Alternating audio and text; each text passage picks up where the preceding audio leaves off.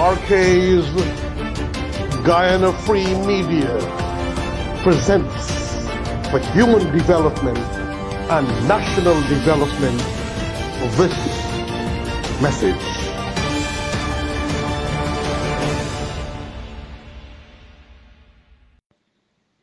Dearest, beloved, divine brothers, sisters, friends, and family around the world, this is RK's Guyana Free Media in the raw. As developments take place concerning the 2020 election madness, the absolute catastrophe. Ladies and gentlemen, your brother Haji, Dr. Roshan Khan here. It's truly a difficult time for us as a people and as Homo sapiens, rational man, thinking man, to realize what is taking place in this country. And as I've repeated often before, which has brought Guyana and our nation into a state of degradation and disgrace internationally. Over 150 countries, which includes the nations of the United Nations, are all looking down upon us. And we have become, to my opinion, what is becoming a pariah state, a pariah nation, one of degradation and disrespect, even in CARICOM, where we have little islands with a few hundred people, are looking down upon us. We are watched, we are mocked and ridiculed, friends and families. It is a sad thing, and it is so terrible for these little messages I give and these readings of articles and newspapers and letters into the media. People are terrified. The powers that be are terrified. Why are they so terrified of my voice? I do not know, ladies and gentlemen. But as a citizen, a nation of this country, it is imperative that I do my part for the cause of democracy and goodwill and love to prevail in our country. My work, as I'm inspired by my Creator and Lord of the worlds, is to bring the information to you who cannot get it normally and who cannot read and who need the information from far distances. You may be living in the diaspora or far away from your country, away from your nation that you love, but your heart is here. And these words, I know, bring succor or relief to you. Ladies and gentlemen, what a despicable and a terrible thing to realize that Mr. Lowenfield, the CEO still of the Guyana Elections Commission, refused to submit his report to his boss, to the chair, refused to submit his report to the GCOM administrators, the commissioners of GCOM with the chair. This is all tantamount to rudeness, what we refer to in Guyana as gross bypass. And he has been given so much of latitudes, opportunities. The chairman has been so kind to him. But somehow along the line, Lowenfield seems to think that he has become a power unto his own, that he answers to certain political powerhouses, and that he has become one of them. And he takes orders not from the GCOM secretariat, from his bosses, the commissioners and the chair, but from other bosses or co-conspirators that is bent on turning the will of the people to a will of evil. Ladies and gentlemen, now listen to this.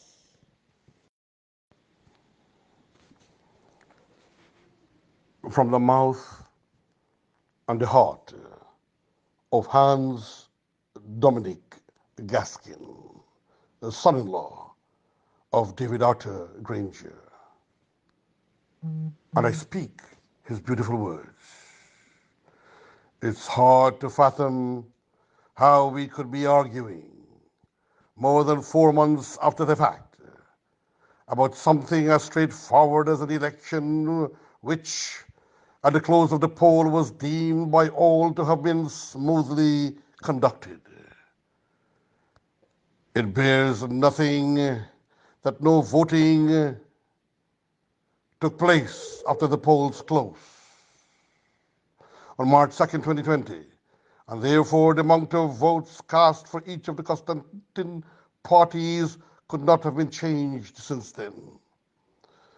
So for the most part, what we are grappling with is a static phenomenon. Further, the ballots were placed in sealed boxes, which in turn were stored in sealed containers, unboxed only during the recount process, and subsequently replaced. So the evidence remains intact. No amount of shifting narratives, specious arguments, contrived reports of court rulings can change the contents of those rulings. Of those 2,341 ballot boxes in which the net will of the people of the country is expressed, the transparent recount process provides an accurate reflection of what is in those boxes, and also shows a glaring discrepancy between the votes in the Region 4 boxes and the votes added up and declared by the Region 4 returning officer, Mr. Claremont Mingo, whose clumsy attempt to fraudulently alter the results in favor of the incumbent coalition are what led to the recount in the first place.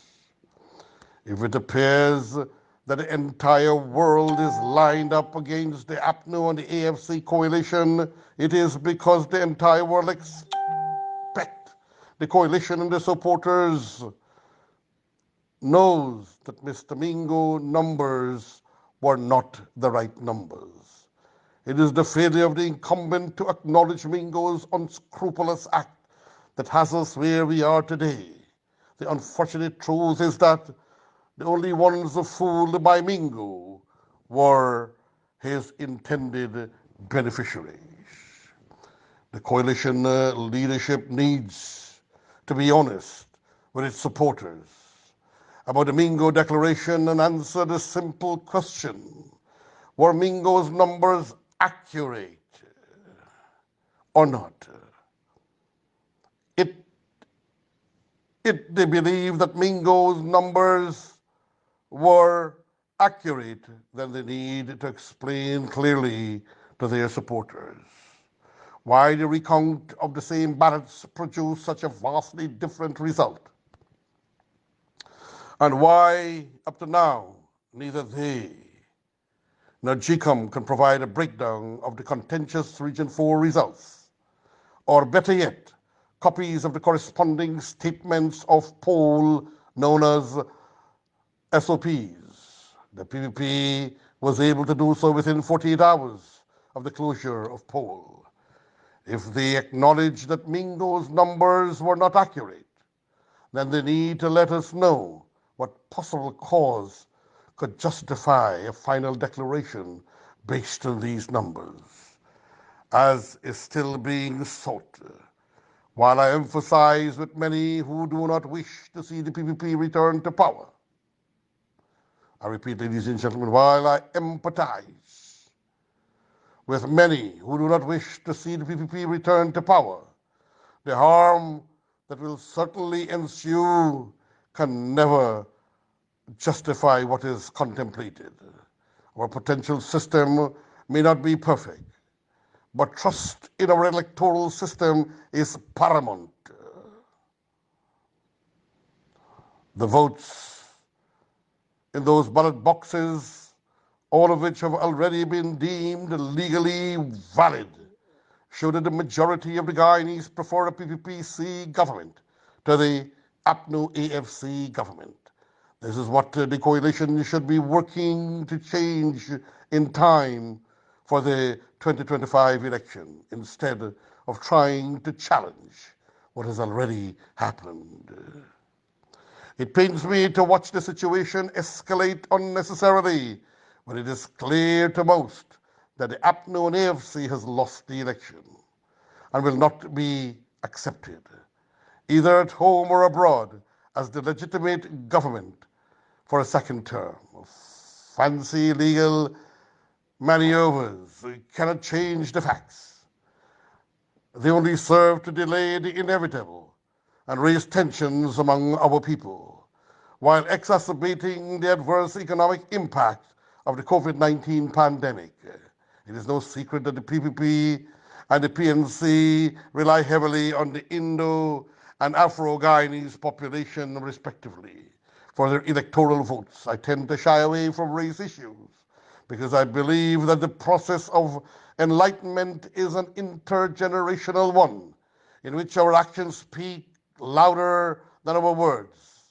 Having said this, I feel compelled, as the proud son of a black man, to comment on the future of Afro-Guyanese political leadership in the context of the current situation. I find it regrettable that the younger generation of Afro-Guyanese politicians, should they choose to further their political careers within APNU or the AFC, will be saddled with the consequences of what has taken place over the last 4 months. This year, I have seen many bright, shining young stars from all the political parties, and it is my sincere belief that those in the APNU and AFC camp will pay the heaviest price for what has occurred. While I hope that this does not happen, I cannot ignore the PNC's prolonged stint in opposition post 1992. To my colleagues in the coalition, I make one final appeal. You are losing political ground. You cannot win the battle. Find a way out today.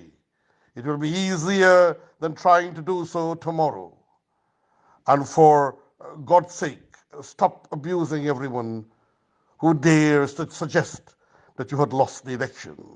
There is not a shred of evidence to suggest otherwise. Hans Gaskin, dearest friends and families, brothers and sisters, ladies and gentlemen, from me to you, Haji, brother, Roshan Khan.